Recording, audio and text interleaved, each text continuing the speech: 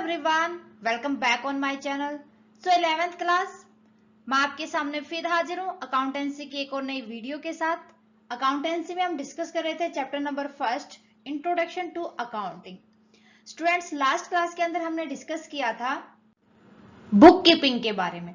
Hope आपने book keeping वाली class देख ली होगी और टॉपिक आपको अच्छे से समझ आ गया होगा। साथ ही साथ हमने डिस्कस किया था बुक कीपिंग एंड अकाउंटिंग के बीच में डिफरेंसेस। अगर वो वीडियो आपने अभी तक नहीं देखी तो फटाफट से प्लेलिस्ट में जाके देख लें। आज हम डिस्कस करने जा रहे हैं टाइप ऑफ अकाउंटिंग इंफॉर्मेशन, कि जो अकाउंटिंग इंफॉर्मेशन होती है वो कौन कौन से टाइप की होती है। मींस जो अकाउंटिंग से हमें किस किस टाइप की इंफॉर्मेशन मिलती है, एक ऑर्गेनाइजेशन के रिगार्डिंग और एक बिजनेस के रिगार्डिंग। देन उसके बाद हम डिस्कस करेंगे ब्रांचेज ऑफ अकाउंटिंग। अकाउंटिंग की 3 ब्रांचेज को हम डिस्कस करेंगे, financial accounting, management accounting and cost accounting. So let's start with type of accounting information. अगर मैं बात करूं अकाउंटिंग इंफॉर्मेशन की, तो हमें एक अकाउंटिंग जब करते हैं एक ऑर्गेनाइजेशन के अंदर, तो उससे हमें पता चलता है कि उस ऑर्गेनाइजेशन को प्रॉफिट हुआ है या लॉस हुआ है, जो कि हमें इनकम स्टेटमेंट से पता चल जाता है। इनकम स्टेटमेंट से हमें यह भी पता चल जाता है कि नेट प्रॉफिट और नेट लॉस है कितना अब पर्टिकुलर अकाउंटिंग पीरियड में।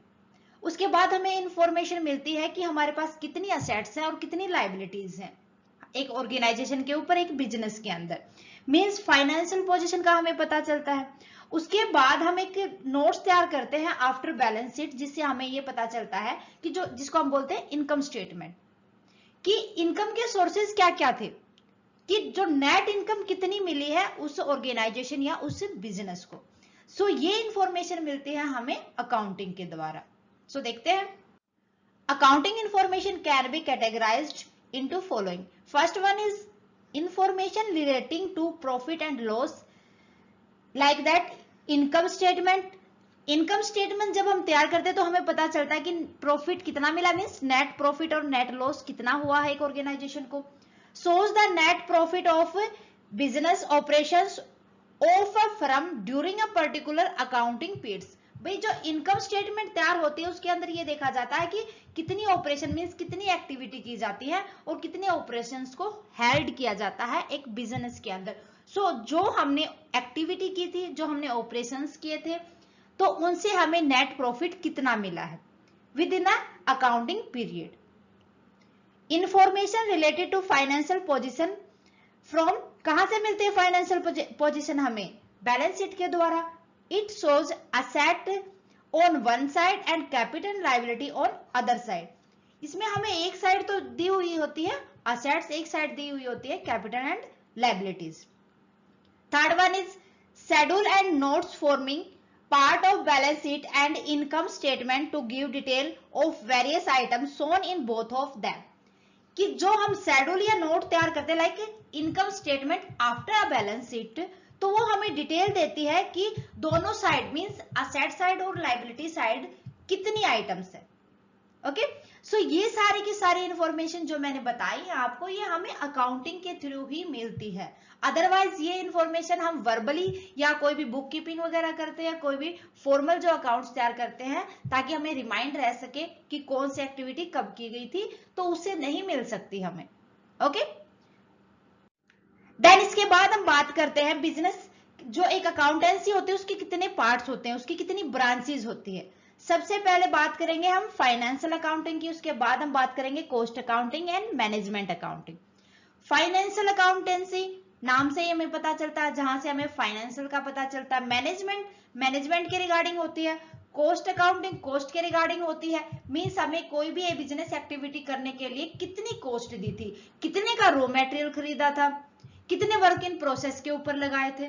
तो ये सारी की सारी ब्रांचेस होती है अकाउंटेंसी की। एक एक को अच्छे से समझते हैं। सबसे पहले मैं बात करूं फाइनेंशियल अकाउंटिंग की। फाइनेंशियल अकाउंटिंग मैंने अभी बताया है आपको, जो बिजनेस ट्रांजैक्शन फाइनेंशियल नेचर की होती है उनको सिस्टमेटिक तरीके से यहाँ पर मेंटेन किया जाता है, ताकि हमें पता चल सके एक अकाउंटिंग पीरियड के अंदर बिजनेस को प्रॉफिट हुआ है या लॉस हुआ है। और दूसरा हमें फाइनेंशियल अकाउंटिंग से पता चलता है कि उस बिजनेस के अंदर उस बिजनेस की फाइनेंशियल पोजीशन कितनी है। लायबिलिटीज तो ज्यादा नहीं है एसेट के ऊपर, मींस मान लो कि लोन वगैरह ज्यादा ले रखा हो, कैपिटल कम हो उस बिजनेस में, सो ये सारी की सारी चीजें हमें फाइनेंशियल अकाउंटिंग से पता चलती है।